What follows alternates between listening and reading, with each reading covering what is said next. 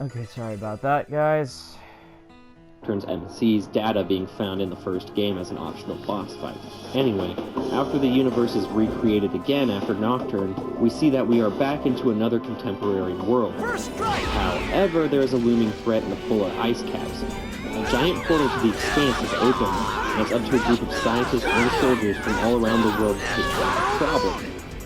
The only really important thing to note here is the fact that the MC from this game creates a fairy forest, and that he faces off with the Demiurge, who's a shattered fragment of Yahweh. This implies that if you want to go with the true demon ending to Nocturne, the Demi-Fiend failed in his ultimate plan to eliminate Yahweh. After the crisis is averted by the MC and his team, then the nuclear apocalypse happens, which basically renders everything he did pointless.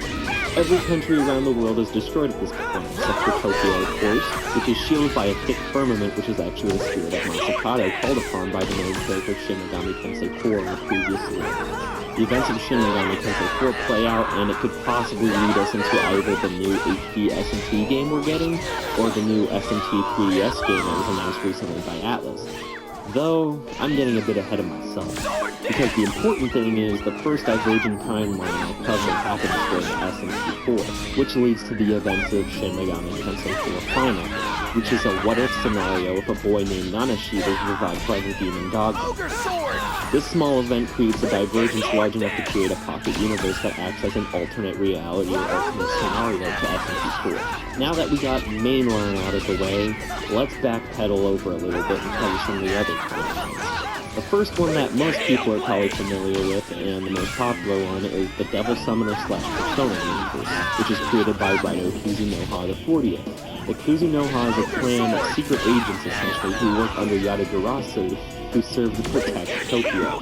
Raito Kuzunoha the 40th lives in a reality where SMT 1 and 2 happen. Feeling as if he needs to fulfill his calling, he goes back in time through the Amala network and attempts to divert SMT 1 and 2 from happening, although his methods are a little unorthodox, which leads to the protagonist of the Raito Kuzunoha games, Raito Kuzunoha the 14th, to stop the 40th from fulfilling his plans.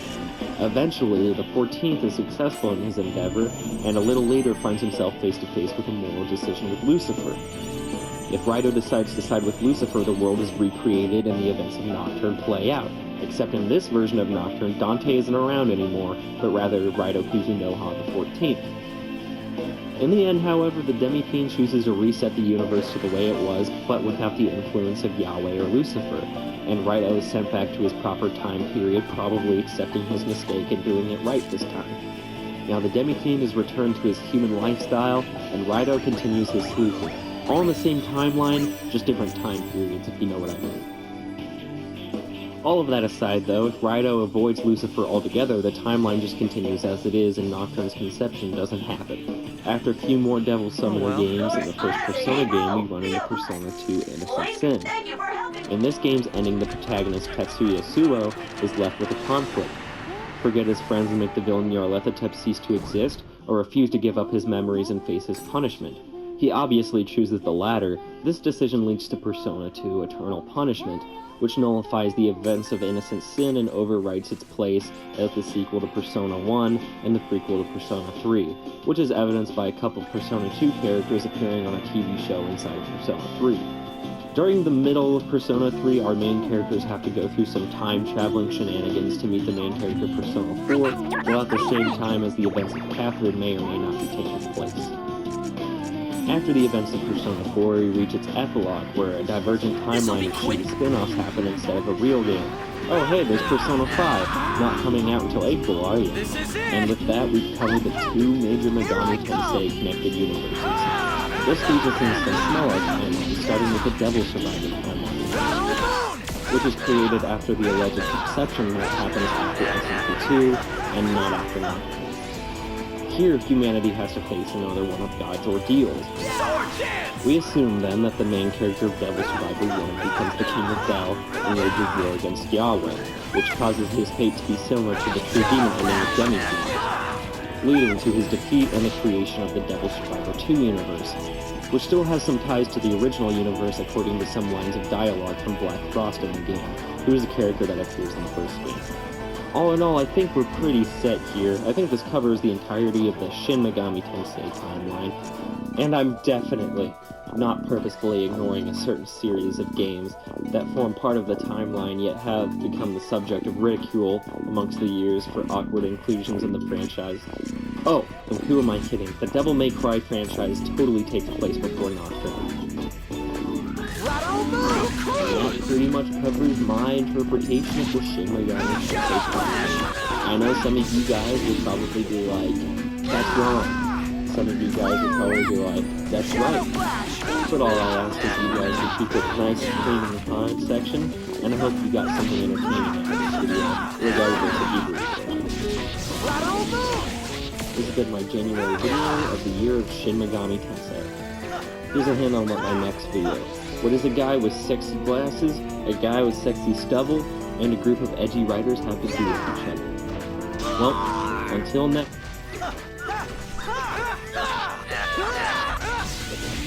Ogre sword!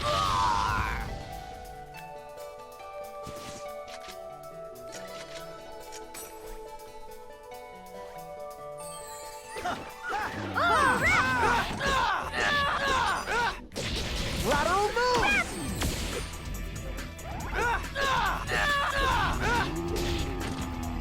Let's keep it up!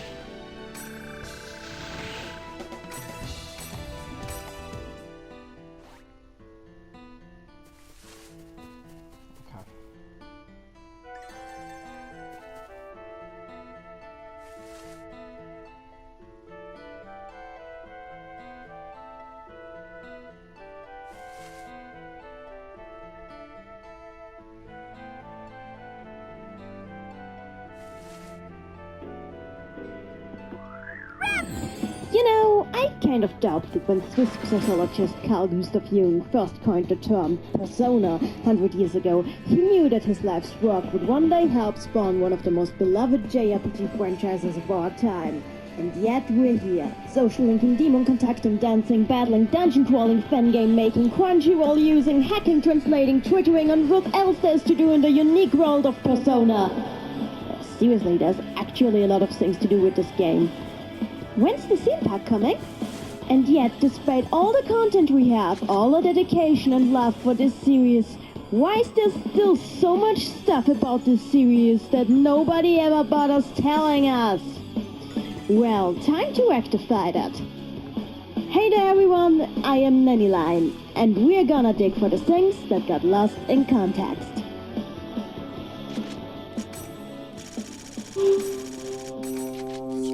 Considering how integral a part of the lore Personas are to the franchise, I mean, the freaking games are called Persona. Here, it's right on the box. Have you ever stopped to realize how little we are actually told about what Personas are in the games? Of course we know that they are power that can be used in battle in superhuman ways. After all, that's the whole point of the series. But when it comes down to what they are, all we're left with is... Persona. It is the power to summon the selves within you, the gods and the demons you harbor. And... A shadow is suppressed power, and when controlled by one's ego, it becomes a persona. But what does any of this actually mean in context of the lore? How does a shadow, someone's innermost dark side, become a mask or gods and demons inside our heart? And how does any of this relate to the term persona? Persona is defined by the dictionary as the aspect of someone's character that is presented or perceived by others. But it's also a psychological term, or a term for a character or a role adopted by an actor or an author. This isn't a coincidence either. Carl Gustav Jung based the term on the word for masks that actors in Greek tragedies wore in their performances. The Greek verb personare means to sound through, which is exactly what these masks were there for. Through them, the actors let their characters' voices sound out to the audience. Jung used this term to refer to a person's personality as it is presented, rather than its whole, true entirety. Jung believed that the human mind doesn't simply consist of a single personality, but rather that it is a complicated system of countless mini-personalities called complexes, which constantly cluster together, split, replace each other, and change in their construction. You can imagine them as ice crystals swimming in a pool of water. They're all made of water the same, but they're still distinct from each other, right? Three of the largest complex clusters that, according to Jung, all people have in common are the Ich, or ego, the center of our consciousness through which we experience ourselves and can basically, well, be aware that we exist. The shadow, which is composed of complexes that are disadvantageous to us in our lives and have thus been separated from the ego and made unconscious. And the persona. The persona is the complex that controls how we present ourselves to others, and subsequently how they perceive us. Just as the game says, the persona is the mask we wear when facing the world around us. It filters our thoughts and causes us to act in ways that fit with the role we want to have in society. For example, people who want others to always be amused around them will have a happy, upbeat persona that allows them to act uplifting and humorous, even when the mind behind it is actually sort of kind of down in the dumps. The persona is close to the ego, but not part of it. In fact, at least parts of it are directly connected to the shadow, or at least just as unconscious as it. This unconscious aspect of the persona causes us habits, makes us lie between our teeth, or even put on fake smiles without realizing we're doing it. Also, since the persona actually primarily exists to balance out the influence of the shadow, which would make us act like permanent jackasses to everyone around us if it went unchecked, the persona and shadow are directly complementary. Every trait the persona shows is either the exact opposite of a trait in the shadow, or it exists to filter the shadow's whims in a way that allows us to express them without being, well, complete and utter douchebags. So basically, shadows and personas are opposites. Wait, didn't I ought to say... A shadow is suppressed power, and when controlled by one's ego, it becomes a persona. I'd better try to make sense of this as much as I can. Getting back to the games, there's actually a good reason why personas and shadows are considered the same thing in it. Persona and shadow are different complexes, right, but as I have explained, they complement each other. One exists to balance out the other, and to power it. And that's exactly what the shadow of a persona user does to their persona abilities. It powers it, giving a negative aspect that creates a just as strong positive aspect.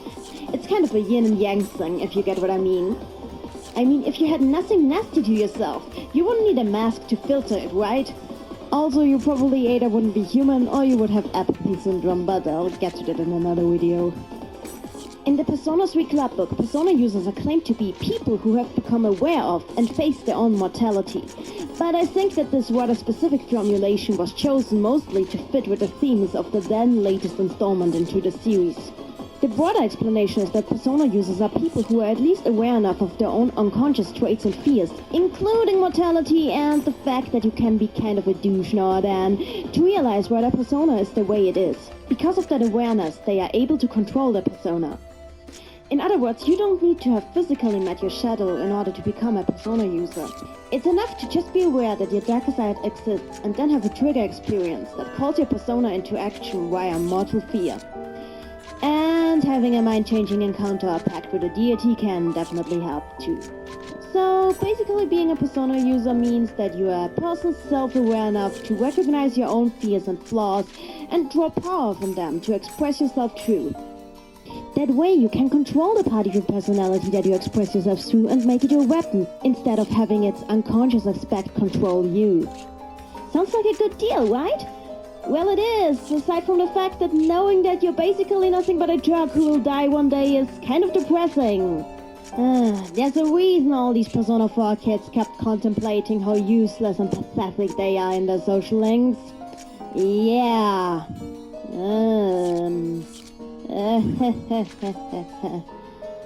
Maybe sometimes ignorance really is bliss, huh?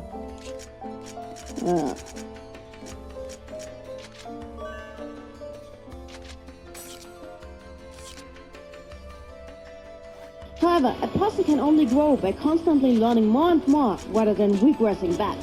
This is where characters' personas evolve when they reach a new resolve.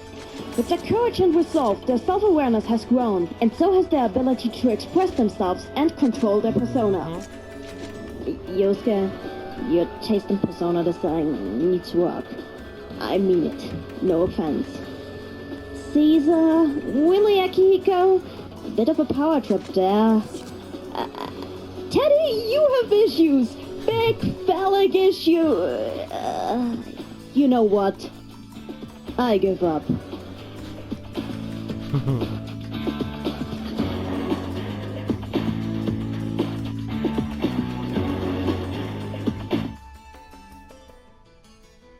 If you watch a lot of TV, read a lot of comics, or play a lot of games, I'm pretty sure you've probably already seen a lot of tarot cards. Ah yes, tarot cards. They're just so convenient to use with their easily understood names and crystal clear symbolism that so many shows and movies and games just totally and utterly get absolutely everything wrong about them. Fortunately, Persona is not like that. Unfortunately, that's another thing where they've taken liberties with C.G. Jung's writings. Hey everyone, I am Nanny Line. Now let's dig into the things that got lost in context. On our third venture into the marvelous world of Persona, I would like to take the opportunity to talk about one of the more distinguishing features of the game's style. Their prominent and surprisingly accurate use of the Tarot Arcana to signify people, demons, personas, and shadows. For the most part, the games adhere to a similar practice as most other media with this motif and limit themselves to using only their 22 trump cards, also known as the Major Arcana, though Persona 2 Eternal Punishment and Persona 3 do also use the much lesser known, far more numerous Minor Arcana as well. First of all, a little explanation on what tarot actually is. Basically, tarot cards are playing cards. And yeah, that's pretty much it. Okay, I'll try to be serious now, but there are a lot of books and articles that try to pass off tarot as this mystical, God-given instrument of supreme wisdom, when in reality, they have the exact same origin as a deck of cards used to play poker. In fact, with some tweaking, you can technically even use a full tarot deck to play poker. Poker on the Velvet Room. Now there's an idea. Tarot is actually an old French variation of today's playing cards, which itself came from other variations, such as the Italian tarocchi or the German variation known as tarot, which is primarily found in Austria. Fuck yeah, my country! Leopard common playing cards start 4 suites of cards numbered from ace to 10, cups being the equivalent of hearts, spades are swords, roses are wands, and diamonds are coins. There are also card cards, albeit they differ slightly from the modern playing card deck, with checks being named pages instead, and an additional card, knight, existing between page and queen. However, what really sets tarot cards apart from today's common playing cards is the addition of 22 trump cards, which have a higher worth than any of the suit cards, thus making them valuable, trumps. Pretty obvious actually, huh? These 22 trumps are known in divination as Major Arcana, meaning great secrets. Numbered from 0 or unnumbered to 21 in most variations of the tarot deck, each of these cards is illustrated with an often very religiously charged image, which was what made these cards become as popular for fortune-telling as they ended up being. The illustrations and titles of these cards really do offer themselves up for it, since it's just so easy to code symbolism into them and interpret them in very meaningful ways. And, by the way, no, there's no Satanism whatsoever encoded in them. The majority of the symbolism is actually pretty standard Roman Catholic Christian law for the time. Well, I guess you could see the inclusion of a reference to the legendary female Pope Joan as offensive, but even that one got renamed. Now, I could go over all the illustrations and their meanings now, but since there's 22 of these things, it would just be very long-winded and take up the majority of the video, so I'll reserve that for a different video. For now, I'll just assume you're all familiar with at least some of the cards and their motives. What is done with tarot cards in divination is actually pretty simple. The cards are randomized and assigned to certain questions the person you are reading them for is asking. Once turned over and revealed, the person reading the cards uses the image on the card, its symbolism and its common interpretations, and thinks about how this could relate to the question that was asked, and how it could help resolve any eventual conflicts connected to it. Even if you do not believe in the supernatural, this method of using images and symbolism to inspire yourself to find a solution for a problem or put unease you might have to rest can actually be pretty effective when applied right, since every reading is individual, dependent on your specific situation, and based more on your personal interpretation rather than giving you exact guidelines.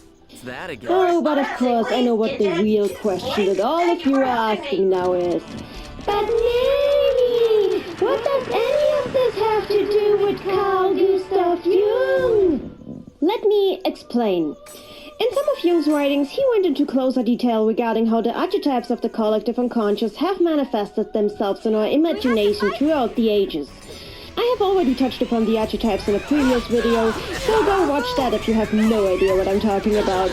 Alongside recurring templates in religion, deities, demons, and vocations, he also named tarot cards as an example, claiming that the images on the tarot are distantly descended from the archetypes of transformation. His idea was that all methods of divination were actually methods of tapping into the collective unconscious that humanity has employed since ancient times to solve their problems. And that's pretty much it. Yeah, he brought this idea up 1 or 2 times, however, he never really elaborated on it too much, which may have something to do with the fact that Jung himself was more partial to the I Ching, a Chinese collection of symbols for divination to which he attributed that same archetypal meaning. Now, who really went on to connect tarot to Jungian psychology was not Jung himself, it were Jung's followers, who, based off his theory of archetypes, took a closer look at the interpretation of tarot cards and tried to figure out how the arcana apply to our lives as archetypes, which involves considering both the images on the card as well as their common meaning in divination. The general consensus eventually reached was that the arcana from 0 to 21 actually encoded the process of individuation, Jung's idea that people can gain a higher level of awareness and self-fulfillment by going inward and exploring, conversing with, and accepting their own unconscious parts of themselves. Does this sound familiar already? Yeah, this is pretty much what the method used to gain personas in the games, most obviously Persona 4 was based on. Individuation is often described as a journey with different stages that one needs to pass through again and again to eventually reach enlightenment, which in tarot terms would be the arcana number 21, the world. All cards in between the Fool and the World are seen as either phases, situations, or encounters in one's life that have an impact on it and call forth a change of some sort.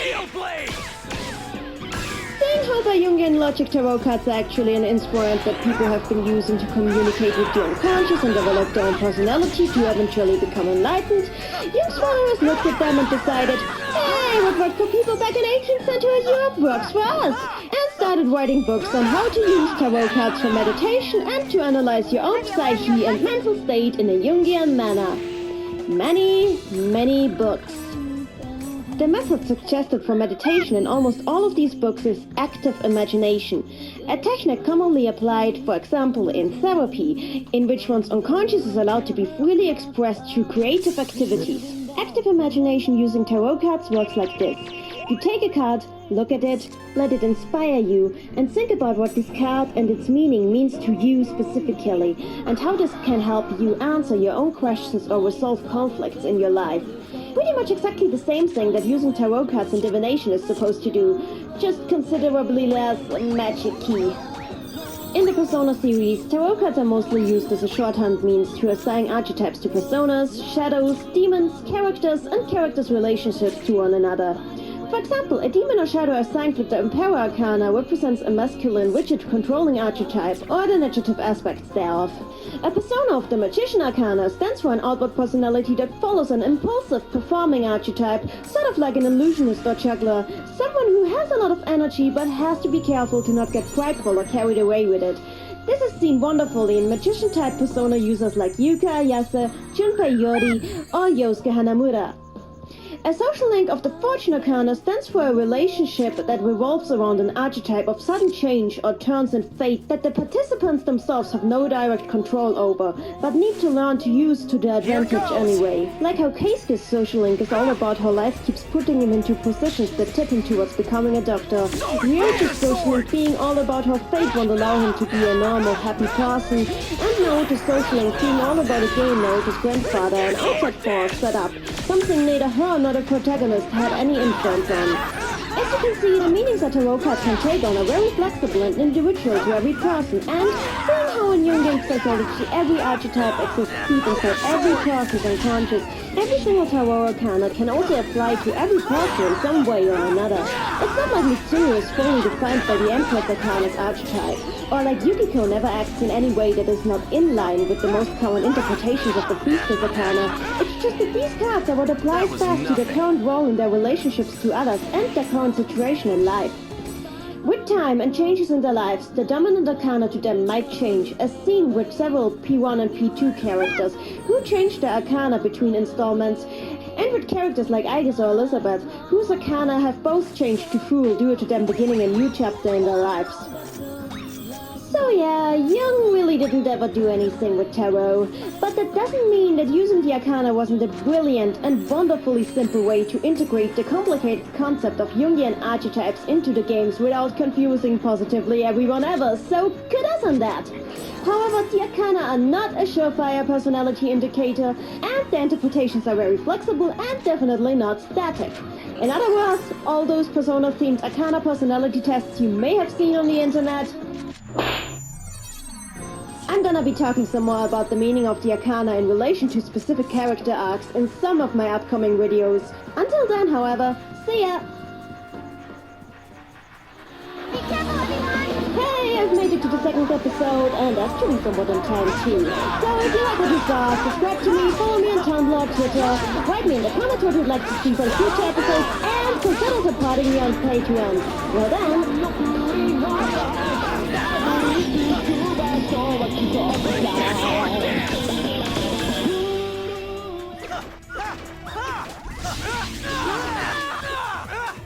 Lateral move!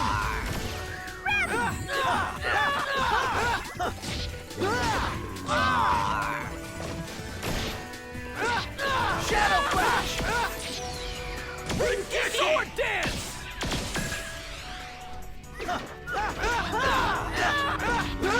Have you learned your lesson?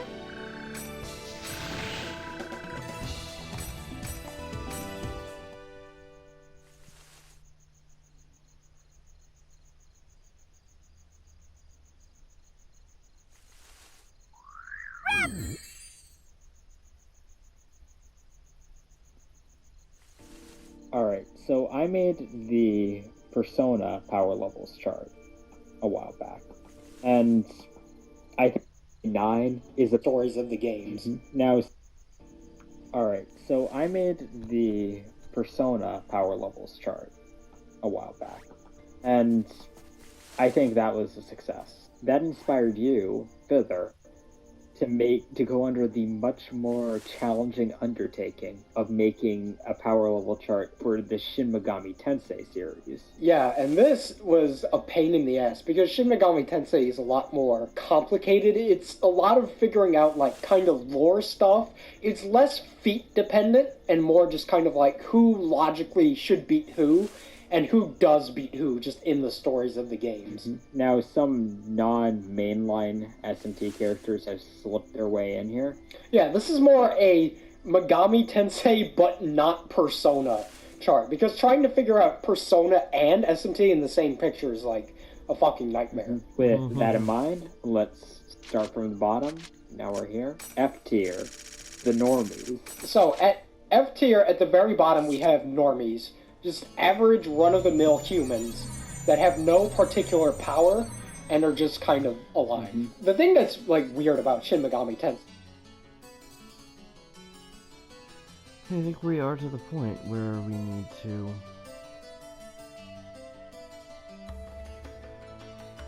finally delve into the rest of the story here.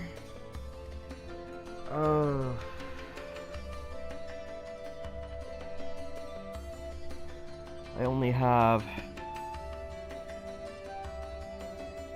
4 hours until I have to shave for the first time in 2 months. And then I have stretch.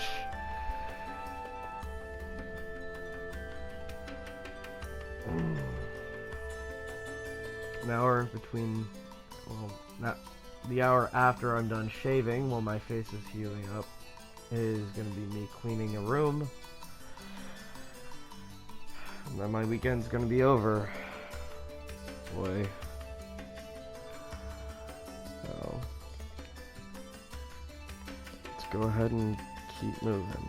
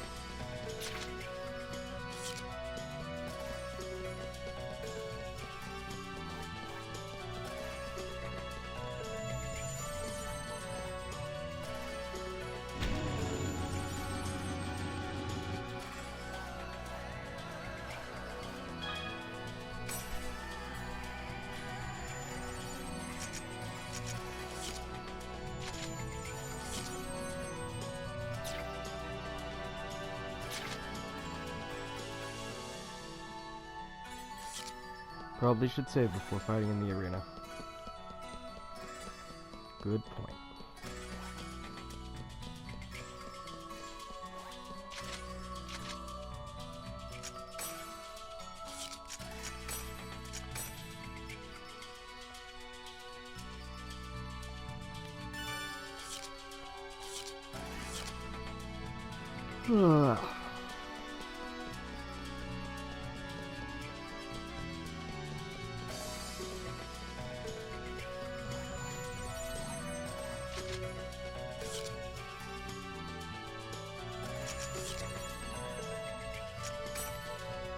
Let's begin. It's almost time for our first match. Oh man, I'm getting kinda nervous. The wait is killing me. How about you, Haseo? Are you okay? Nervous or anything? Not really. Hey, fighting in the arena is exactly the same as hunting monsters, you know. No different. But with all of the people around watching you, it does make for a lot of pressure.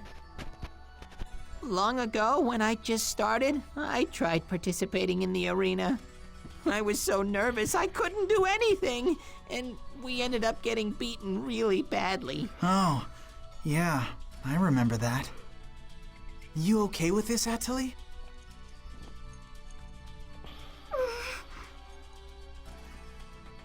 Hey, Atali. Huh? What is it? Is something wrong? She's pretty nervous. What's up, everyone? Don't worry. I'll do my best. We know you will. By the way... Huh? What should I do out there?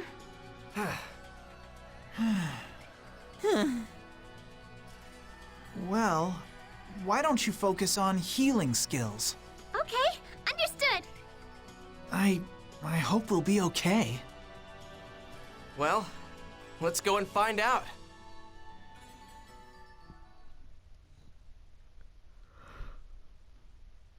Oh boy. You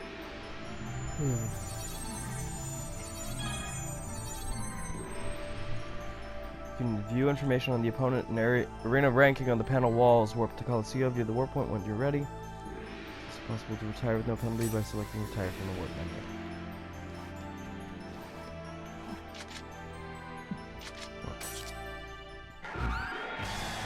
Now is the time for the festivities to begin! You calling us low-ranking cubs? Hey! More like a sleeping lion hungry for its first kill! Let your beastly instincts run wild! Fight's dirty? Nice compliment! While they're asleep, or while they're awake, they think of nothing other than the slaughter! This is their paradise! Just Okay, look at them, I'm way folks! over leveled for this shit. Ready to rip the opponent in half! I'm so happy. How will this fight end?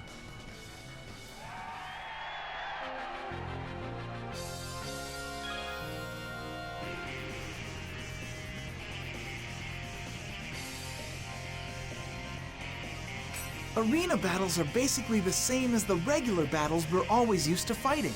The main thing that's different this time is that we're fighting against other players, and we can get hit with a Rengeki attack as well. The most important thing in the arena is a counter strategy to our opponent's Rengeki attacks. Oh, look, Haseo! The enemy's trying to use arts! Best thing is to use the counter attack.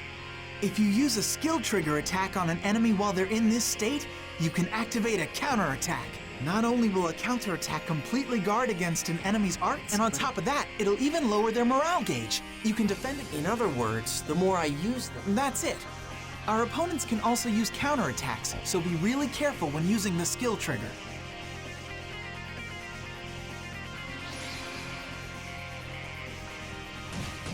Sword dance!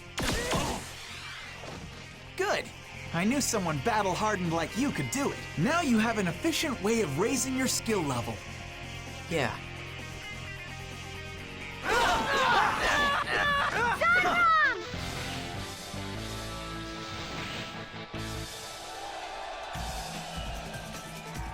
Yeah, like we'd lose to that team. Hey. Adelie? Now she's addicted!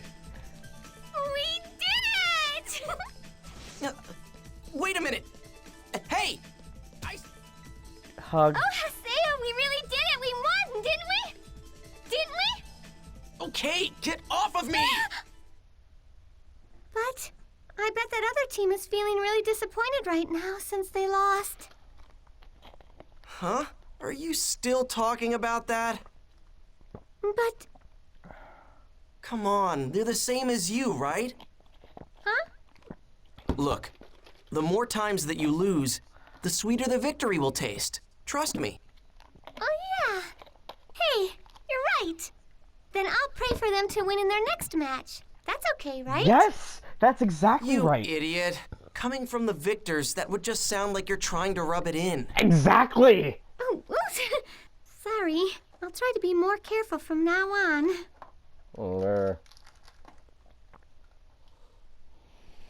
Alright, let's build our rank.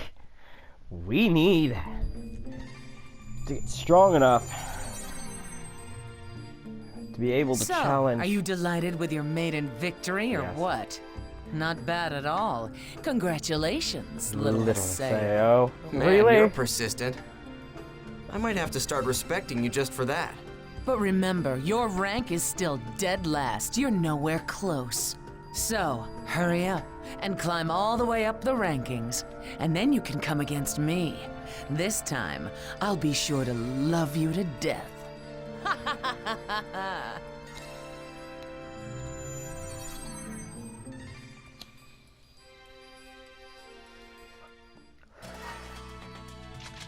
New mail? Be right back. Official forum shit.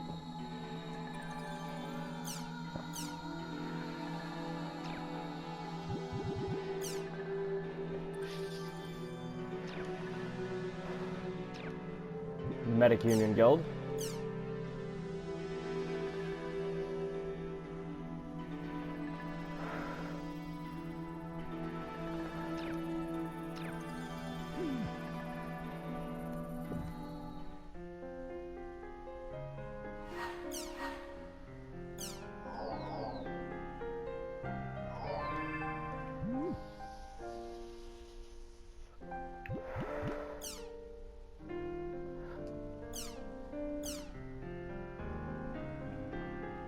leader of Project EU, I would like to spill my proverbial guts to you. Go to the Lost Grounds at the Hull's Grand Cathedral at the Forbidden Holy Ground. We got the address back.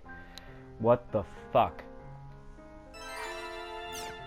The Project GU leader? What?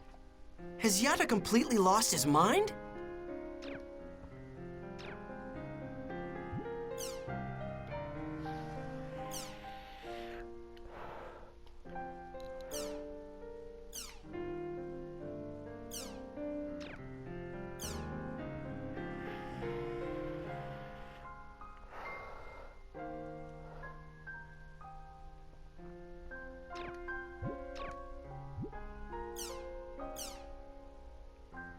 Yes.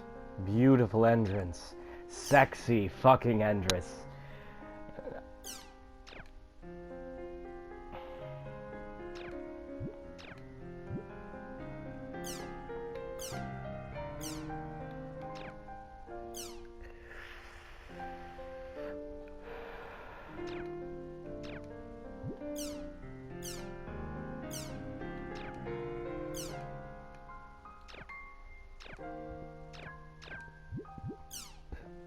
Something else happened in the real world.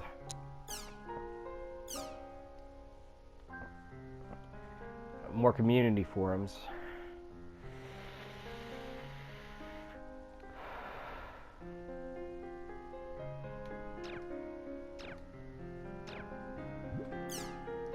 Crimson Versus update.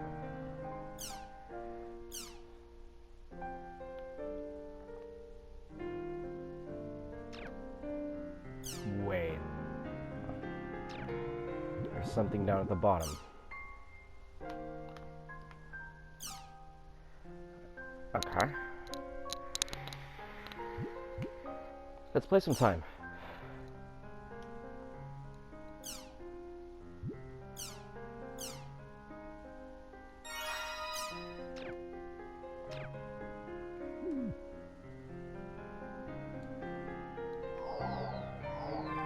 I'm actually going to change the wallpaper this time.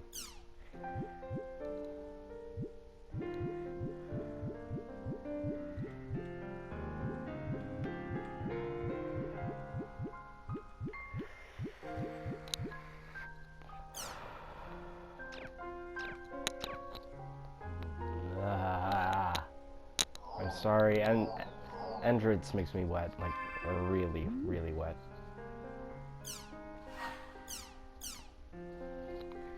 Hey, did you know there's a thread attached on the rumors board? Okay.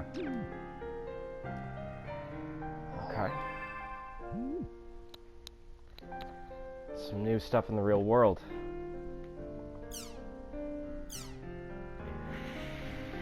A string of court cases involving property and online games have been making the rounds in our court system.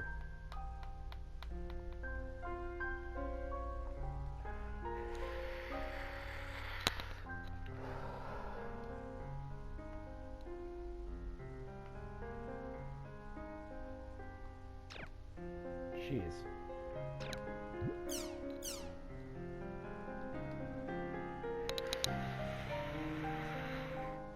Massive newspaper dropping in circulation because of the advent of online news. I mean, that already happened here in the real world, so that's kind of interesting.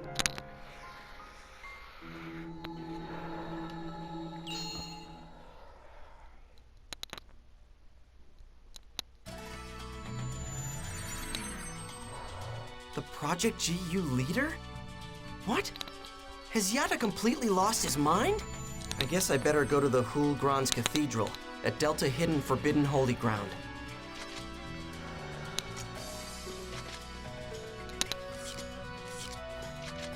Everyone's busy, so I'm assuming that's because we've got to do with that next.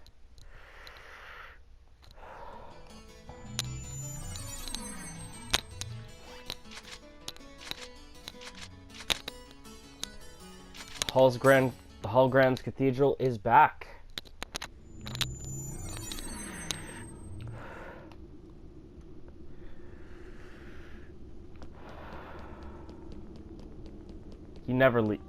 Yada never leaves that room except for when he's offline. Even then, he's normally in the project headquarters in the real world. So, the fuck, guys?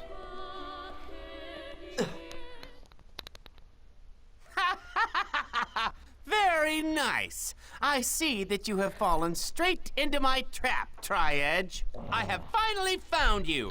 Come and become bound as you deserve. Who are you? Ha! You pathetic human beings are not worthy enough to know what my name is.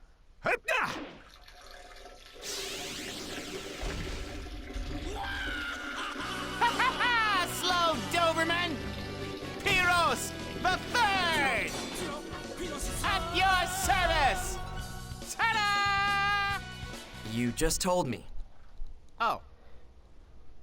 Also, I better tell you that you've got the wrong guy. I am not Tri-Edge.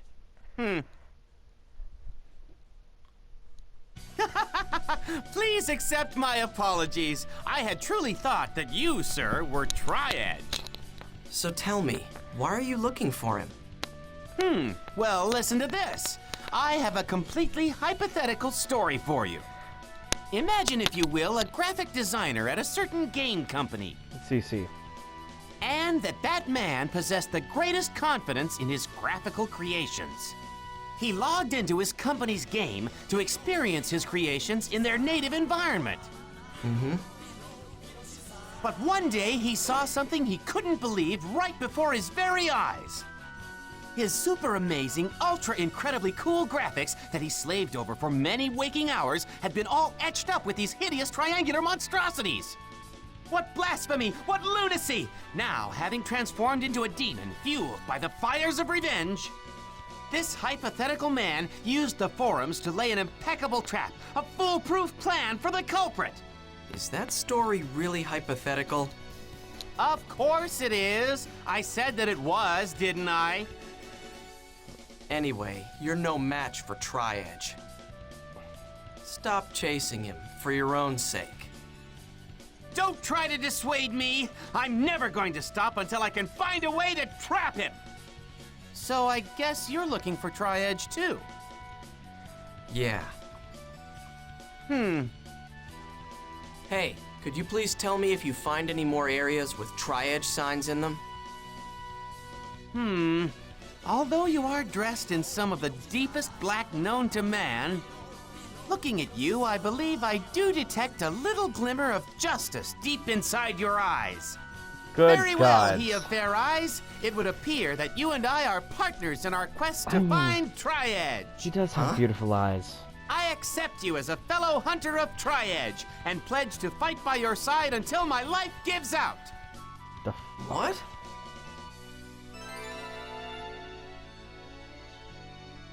Well, whatever. So, what's this about you being Project GU's leader? So, you also wish to enter my guild, huh?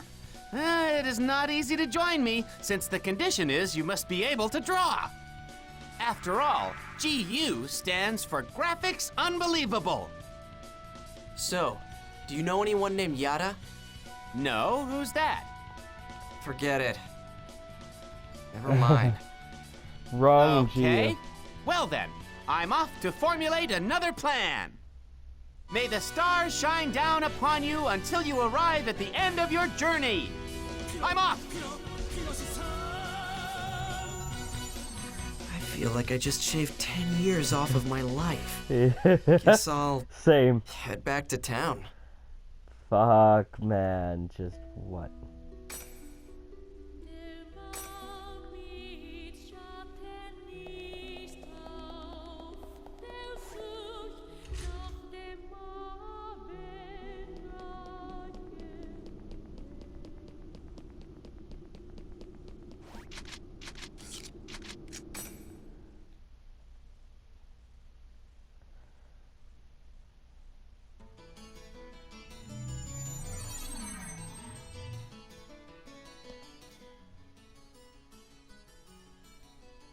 What are you doing, Gaspard? Gaspard! Huh? Oh, it's you, Haseo?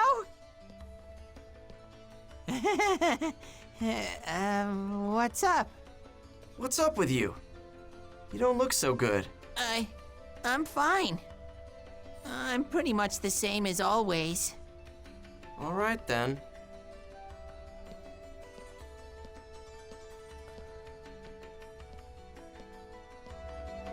I've got to fight at the arena to raise my rank. Gotta be joking.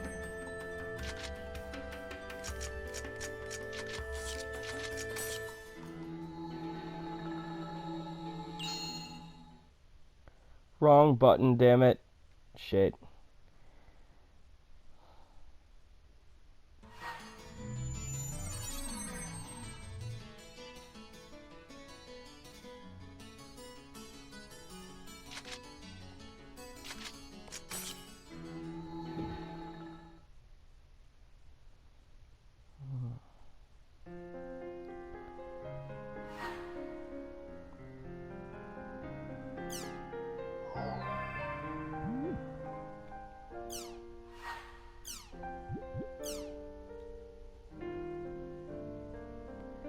Okay.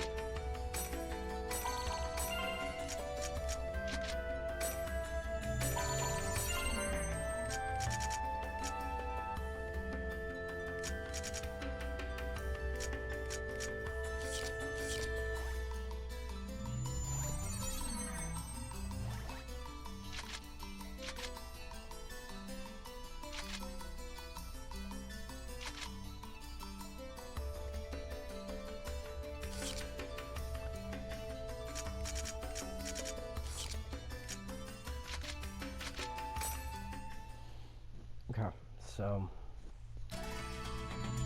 we're already higher level than the area that she got, but at least we have it unlocked in our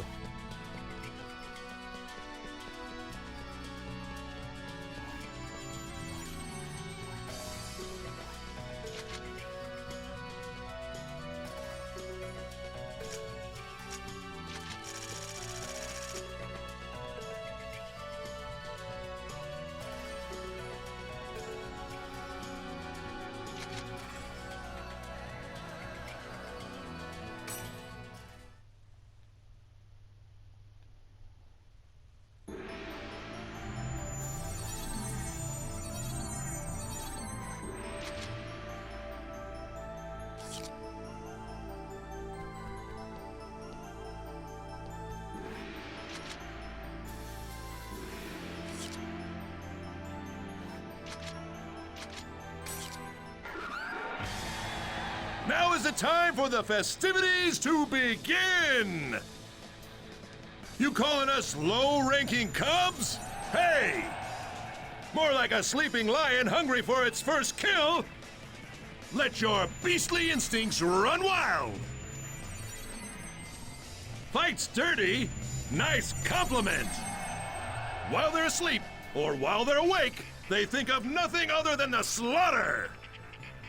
This is their paradise! Most of these guys will be able to take out in one Look at hit. them, folks! Ready to rip the opponent in half! How will this fight end?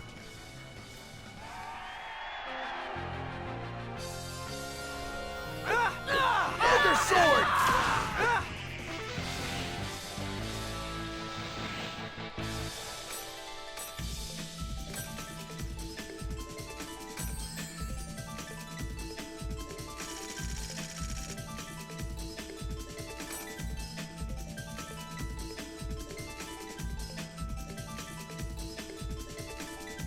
This is a little bit closer to right, yeah?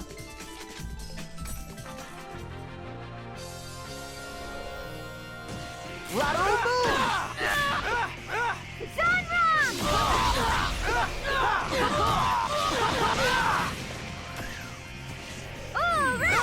Ogre sword! Sparrow counter!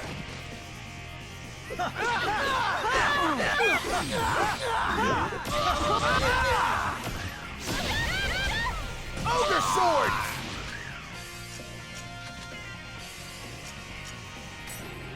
Hangeki!